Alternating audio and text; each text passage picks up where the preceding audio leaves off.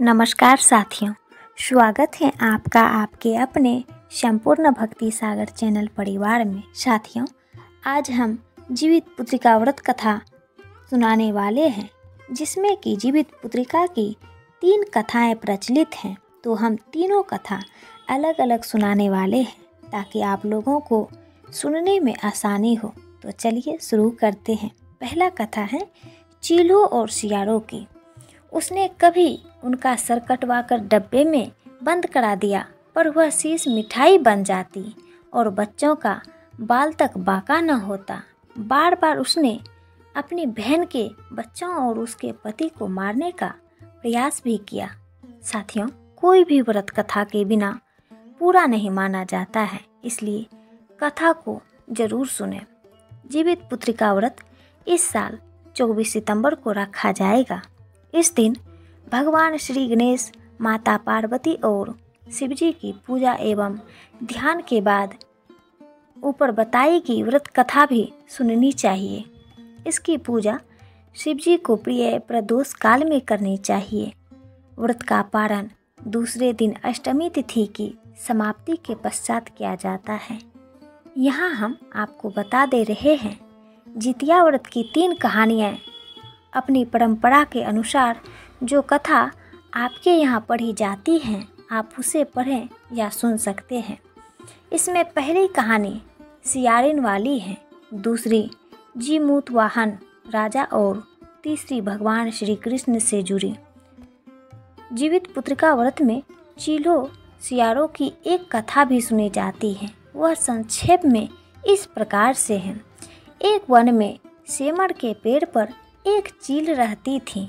पास की झाड़ी में एक सियारिन भी रहती थी। दोनों में खूब पटती थी। चीलों जो कुछ भी खाने को लेकर आती, उसमें से सियारिन के लिए जरूर हिस्सा रखती थी। सियारिन भी चीलों का ऐसा ही ध्यान रखती। इस तरह दोनों के जीवन आनंद से कट रहे थे। एक बार वन के पास गांव में औरतें जितिया के पूजा की तैयारी कर रही थी। चीलों ने उसे बड़ी ध्यान से देखा और अपनी सखी सियारों को भी बताई। फिर चीलों सियारों ने तय किया कि वे भी यह व्रत करेगी। सियारों और चीलों ने जितिया का व्रत रखा। बड़ी निष्ठा और लगन से दोनों दिन भर भूखे प्यासे मंगल कामना कर व्रत में रही। मगर रात होते ही सियारिन को भूख प्यास सताने लगी। जब बर्दाश्त ना हुआ तो जंगल में जाके उसने मांस और हड्डी पेट भर खाया। चीलों ने हड्डी चबाने के कड़कड़ की आवाज़ सुनी तो पूछा कि यह कैसी आवाज़ है।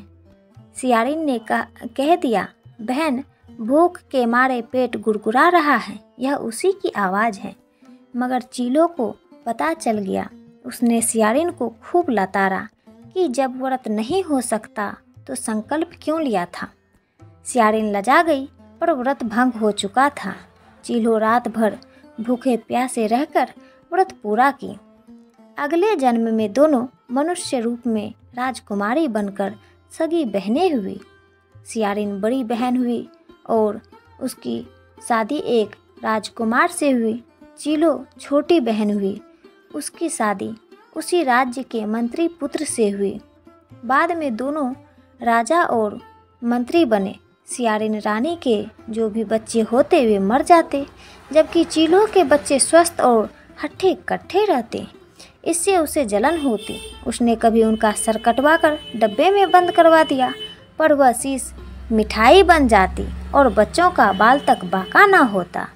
बार बार उसने अपनी बहन के बच्चों और उसके पति को मारने का प्रयास भी किया, पर सफल ना हुई।